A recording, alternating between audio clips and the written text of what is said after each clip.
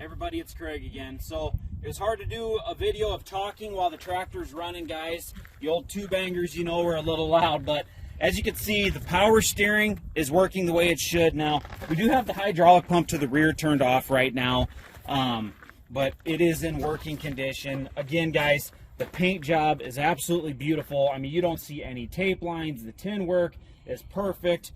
The tires, you can see, all have the nipples on them. They're all brand new skins, and you see how clean the lines and everything are. You come to the rears, same thing, brand new tires. Guys, you know, this is one of your historic tractors that, this was one that kind of was right before your 3010s and your 3020s. This is kind of the last N series of the hand clutches. This is a really cool, rare old tractor. It's even more rare to find one in this kind of condition, guys.